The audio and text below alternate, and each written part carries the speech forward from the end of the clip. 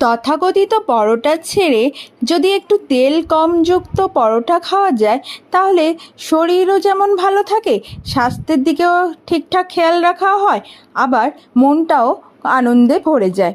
তেমনই একটা পরোটার সন্ধান তোমাদেরকে দেব, তবে এর নাম কি আমি কিন্তু বলতে পারবো না।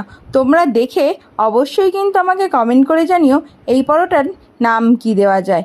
প্রথমে এটি বানানোর জন্য আমি ময়দা, নুন, চিনি আর তেল দিয়ে খুব ভালো করে আগে মেখে নিয়েছি। মাখানোর পরে যখন ময়দাটা এরকম ডালা মতো হয়ে যাবে তখনই বুঝবো ময়ান দেওয়া একেবারে ঠিক হয়েছে। এরপর ওর মধ্যে অল্প অল্প করে জল দিয়ে ময়দাটা একটু নরম করে ডো মেখে নিয়েছি। এরপর উপর থেকে তেল মাখিয়ে আধ ঘন্টার মতো ঢাকা দিয়ে রেখে দিয়েছি। এবার এদিকে একটা মিশ্রণ বানিয়ে নেব। তার জন্য সাদা তেল, ময়দা ও কর্নফ্লাওয়ার নিয়ে ভালো করে গুলে নিয়েছি। এই রকম ঘনত্ব হবে মিশ্রণটির। আপনারা ঘি ব্যবহার করতে পারেন।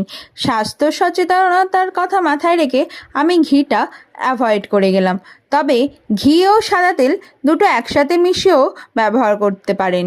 এবার ময়দা থেকে একটু বড় সাইজের লেচি কেটে ময়দা দিয়ে খুব ভালো করে গোল করে বেলে নেব।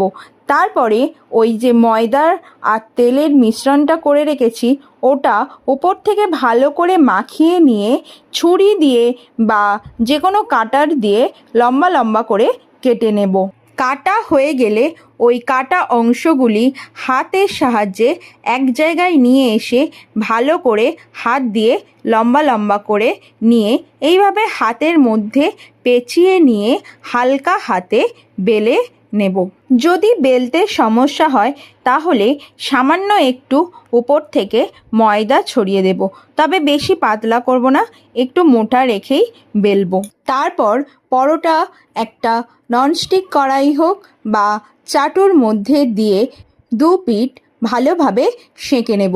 আমি এখানে ননস্টিক কড়াই যেহেতু ব্যবহার করেছি তাই একটু ঢাকনা দিয়েছি যাতে ভিতরটা ফুলে যায়। আঁচ কিন্তু প্রথমের দিকে কমিয়ে রাখতে হবে, না হলে উপরে পুড়ে যাবে আর ভিতরে কাঁচা থাকবে। দু পিঠ খুব ভালোভাবে সেঁকা হয়ে গেলে তারপরে একটু তেল দিয়ে আরও কিছুক্ষণ দু পিঠ নাড়াচাড়া করে নিলেই তৈরি হয়ে যাবে কিন্তু এই পরোটা। এরপর নামিয়ে গরম গরম অবস্থাতেই হাত দিয়ে এভাবে মুড়ে দিলেই দেখবে লেয়ারগুলো কেমন ছেড়ে আসছে। ব্যাস, তাহলে আর কি ঘুগনি, আলুর দম, চিকেন, মাটন যে কোনো কষা